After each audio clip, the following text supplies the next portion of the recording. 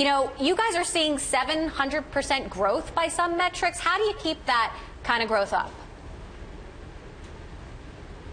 Well, you know, we're lucky to have a great partner in Google Capital, and we're excited about this particular round. We've seen tremendous growth, as you mentioned, over the last several years.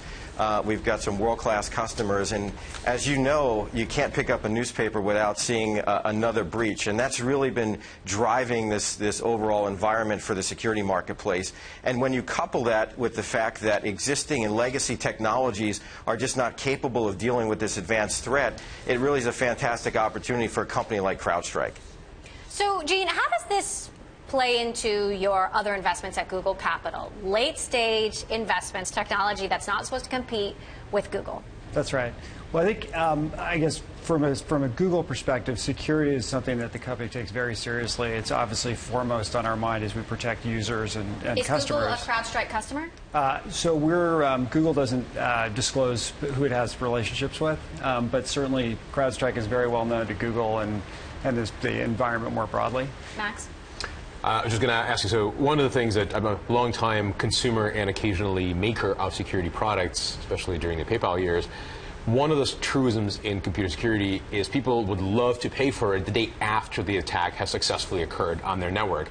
How are you finding your sales process, your ability to convince people that this is something they finally need to pay attention to? And I'm sure the newspaper coverage of all the incidents, including the U.S. government, helps, but what's changed in the environment? How are things changing on the buying side of security products? George, you take that.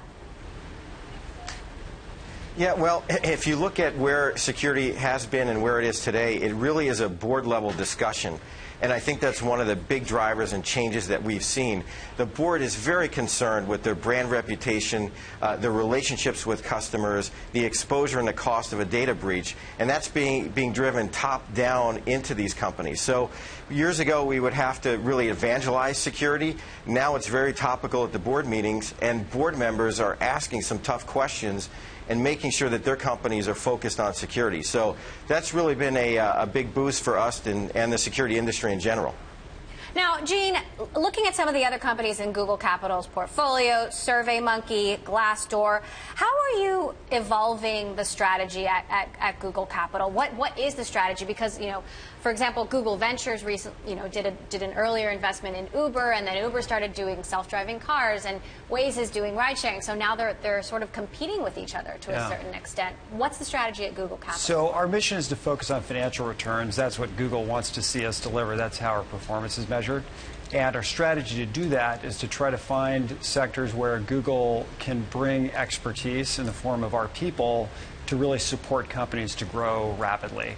And so, in general, CrowdStrike would be a very good example of exactly the kind of company that we like to invest in, that really has a focus not so much on doing anything that Google is doing per se, but we're fellow travelers in the technology space, and we're able to support the company in ways that are differentiated relative to typical financial investment. And what's your take on the environment right now? Are valuations frothy from your perspective? Yeah, I think it's not terribly controversial to say that valuations seem like they're relatively frothy.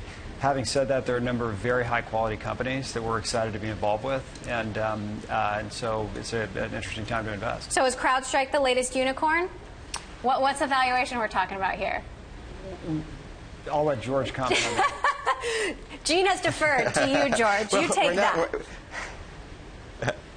Yeah, we're not specifically giving out exact numbers, but I would say approaching unicorn status is a great way to characterize it. Okay, and what about your plans to go public?